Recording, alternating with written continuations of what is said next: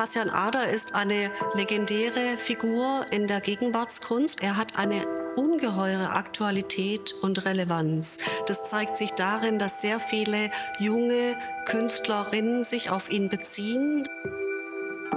Zum anderen hat er auch Themen in seinem Werk angesprochen. Stichwort Fallen, Stürzen, das Scheitern, das Auf der Suche sein. Und da hat Bastian Ader eine sehr zeitgenössische Form gefunden. Wir haben hier versucht, in der Ausstellung möglichst viel von seinen Arbeiten zusammenzutragen. Works by him, many I was familiar with, but to see them together and to see them in context and how they develop and how they collectively make sense, it's a fantastic experience. There's a certain directness that Ader's work has. There's something, and it's hard to put a finger on, but something that remains relevant, remains a very direct communication his work has to many, many people, which is really incredible.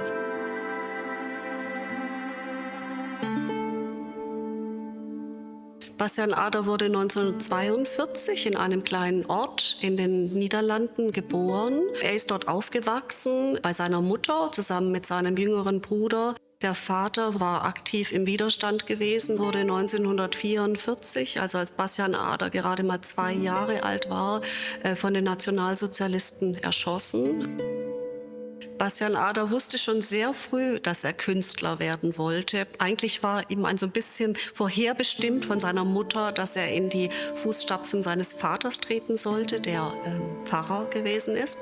Das wollte Bastian Ader aber nicht. Bastian Ader war wohl ein sehr rebellisches, sehr widerspenstiges Kind. Er hat schon mit 14 Jahren das Elternhaus verlassen, die Schule immer wieder abgebrochen, war in verschiedenen Internaten. Und er hat schon sehr früh gezeichnet und war auch in einer Akademie, als 17-Jähriger schon, an der heutigen Rietveld-Akademie.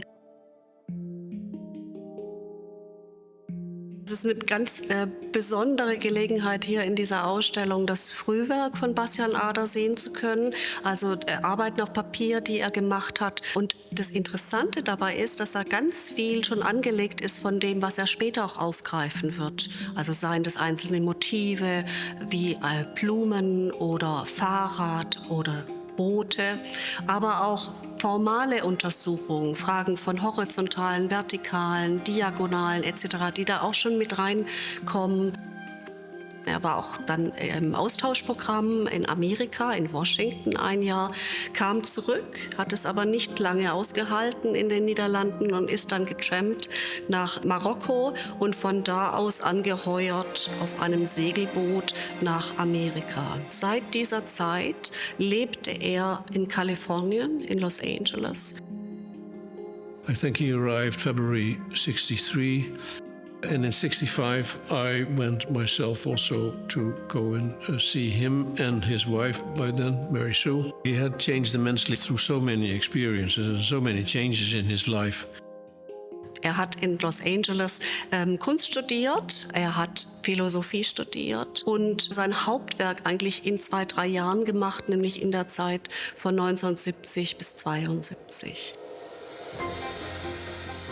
I first encountered Boss's work as a graduate student doing my master's degree. But it was Boss, actually. He got me into conceptual art. You know, Ader was a pioneer in the sense that he was using photography, performance, installation. You know, there was a kind of emotional component. There was a kind of subjective component. It wasn't purely objective, conceptual work. There was something that, you know, you could connect with your heart and soul as well as your mind. Los Angeles at the time, you know, Ader started to see the ideas of conceptualism coming out of New York and Europe. So he was drawing on, you know, a quite, you know, radical new approach of presenting art. I think a real wanting to make his own mark, his own innovations in the history of art. Er war ganz klar eingebunden in die damalige Konzeptkunst in Los Angeles. Aber andererseits arbeitete er eben nicht nur konzeptuell, sondern er hat zugleich auch Werke geschaffen, die hochemotional sind. Und das ist wirklich was Besonderes, diese Kombination aus Konzept einerseits und Emotion andererseits. Look, Mom, Your Son in Sunny California is obviously a play on words and this kind of puns. The work has a kind of a lightness, an airiness. He's showing his mom back in Europe, back in Holland, his wonderful time he's having in California. But I find the work humorous, the kind of cliches of the LA.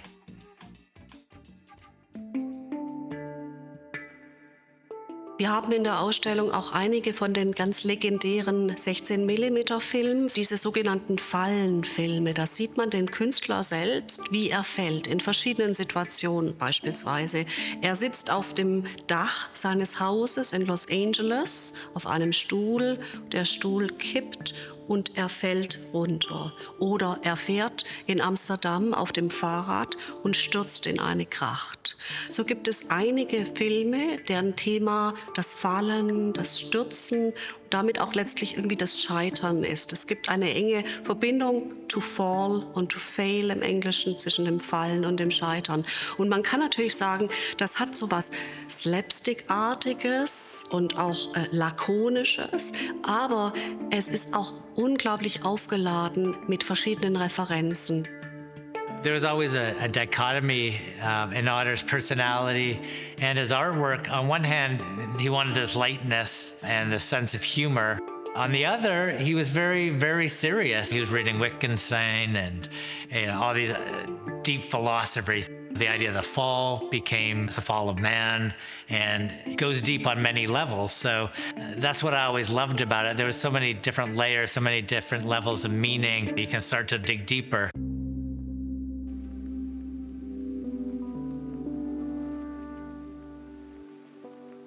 (1973) hat Bastian Ader begonnen, eine künstlerische Trilogie zu konzipieren. Die nannte er In Search of the Miraculous, auf der Suche nach dem Wunderbaren.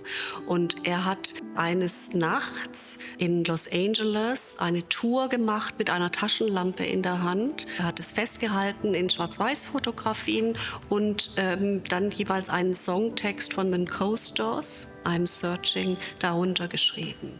Und der erste Teil dieser künstlerischen Trilogie war eine Ausstellung in einer Galerie in Los Angeles, in der Claire Copley Gallery. Da hat er diese Fotografien von In Search of the Miraculous, One Night in Los Angeles gezeigt und ein Chor hat gesungen.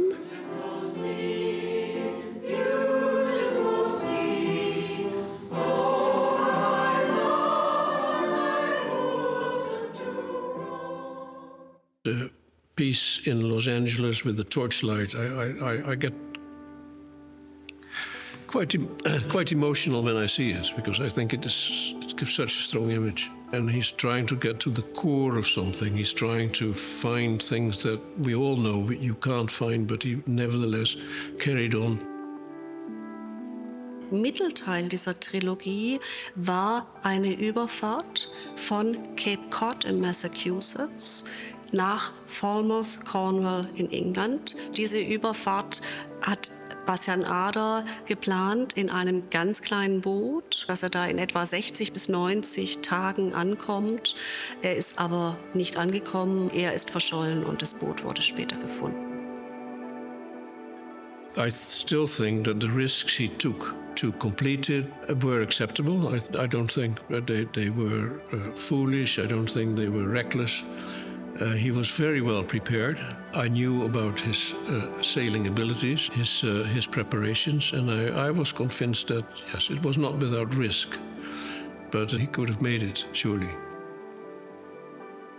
Er war Segler von Kindesbeinen an, liebte es zu segeln, liebte es allein auf dem Wasser zu sein. Insofern ist es auch nicht verwunderlich, dass er diese Ebene des Meeres, des Alleinseins auf dem Meer auch integriert hat in seine Kunst. Und dieser Begriff Miraculous, das Wunderbare, ist sehr schwer zu fassen. Diese Erfahrung, als einzelner Mensch auf dem Ozean zu sein, den Gewalten der Natur ausgesetzt zu sein.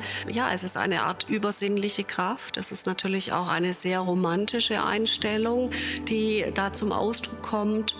Bastian Ader fand das treffend für seine Form der Suche. Throughout the times, younger people, they were fascinated by his work. It is intriguing, it is multi-layered, so it triggers thinking and coming back to it clearly. But I think it would be much better to interview young viewers who come here and ask them what intrigues them and why did they come and see.